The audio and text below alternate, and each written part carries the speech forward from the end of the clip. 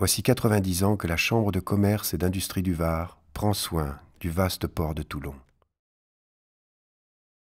Tout commence en 1924, lorsque la Chambre de commerce se voit confier cette mission.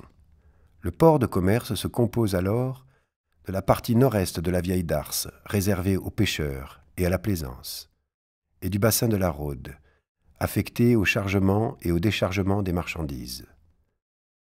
Les plus anciens se souviennent.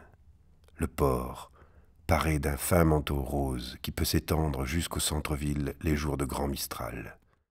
La bauxite constitue alors la principale marchandise transportée par voie maritime. À cette époque, les tartanes et autres bateaux à vapeur accostent sur les quais le long de la gare du Sud, aujourd'hui disparue, et remplacée par le lycée du Mont-d'Urville. Très vite, la Chambre de commerce souhaite doter les quais du port de la Rhôde d'installations modernes et nécessaires au progrès de la navigation et à l'évolution des activités portuaires. Ainsi, en 1933, débute la construction d'un quai, connu aujourd'hui sous le nom de quai du président Pierre Fournel, qui fut à l'initiative de ces travaux. Le port de commerce dispose enfin d'un avant-port en eau profonde qui permet l'amarrage de 2 paquebots. En 1938, le nouveau quai est relié à la gare pour acheminer les tonnes de bauxite extraites des mines aux environs de Brignoles. Les bombardements de la Seconde Guerre mondiale vont presque entièrement détruire le port. En 1945, un programme est mis au point par la Chambre de commerce, le ministère de la Reconstruction et les Ponts et Chaussées. Il est décidé de combler le vieux bassin de la Rhôde en utilisant les déblais provenant des ravages de la guerre, soit plus de 150 000 mètres cubes de décombres. Le port marchand prend peu à peu le visage que nous lui connaissons aujourd'hui, et l'on construit en 1953 un nouveau quai, nommé provisoirement quai Est, et bordé de 43 000 mètres carrés de terre-plein. Au début des années 70, la Chambre de commerce prend la décision, avec le soutien des municipalités de Toulon et de la Seine, de réorganiser complètement le port de commerce.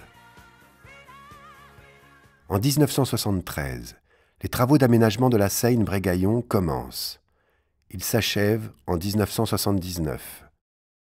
En 6 ans, 27 hectares sont gagnés sur la mer, soit plus de 5 fois la superficie du stade Mayol. Les nouveaux quais sont conçus pour le trafic roulier, trafic par lequel les camions traversent les océans.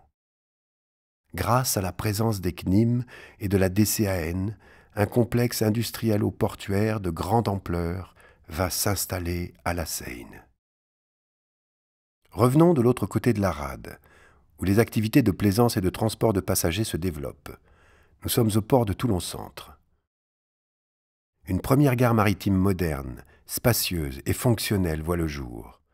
Elle accueille les voyageurs des lignes vers la Corse et la Sardaigne, ainsi que ceux embarquant pour une croisière.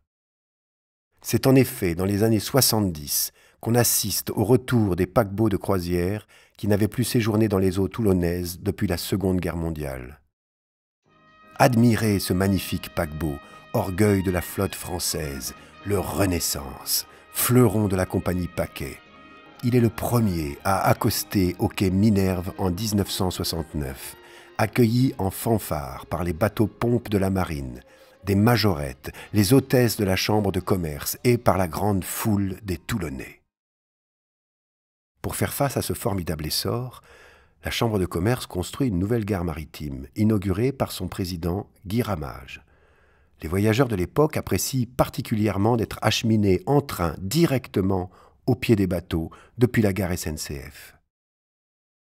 Dans les années 2000, la Chambre de commerce met en place un programme de rénovation des ports de plaisance.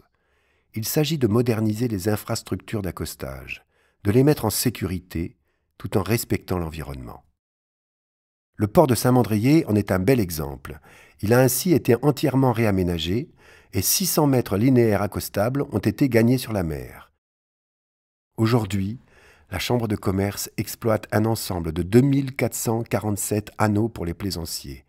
Ces ports de séjour ou de passage sont tous engagés dans une démarche port propre.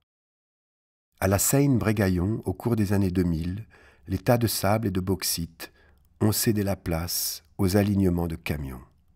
La Chambre de commerce mise en effet sur le cabotage roulier, qui est en plein essor. À cette fin, de nouveaux équipements et infrastructures sont aménagés. Franchissons une nouvelle fois la rade et arrêtons-nous au port de Toulon, qui accueille toujours ferries, paquebots et le fret roulier pour la Corse. Dès son installation à la tête de la Chambre de commerce, Jacques Bianchi s'impose comme un président très attentif au développement portuaire et plus particulièrement au trafic avec la Corse. L'année 2000 marque l'arrivée de la compagnie Corsica Ferry. Toulon n'aura jamais été aussi près de la Corse. Aux balais incessants des ferries en route pour l'île de Beauté viennent s'ajouter ceux des paquebots de croisière qui sillonnent la Méditerranée. Les infrastructures abritées et sécurisées de la Seine et de Toulon permettent d'accueillir les plus gros navires actuellement déployés en Europe et les plus grandes unités de plaisance. Depuis 2008, le Var Provence Cruise Club, créé à l'initiative de la Chambre du commerce et du Conseil général présidé par Horace Lanfranchi, a permis l'exceptionnel envol du nombre d'escales accueillies à Toulon. Et demain, le dessein de la rade aura pour seule limite l'imagination.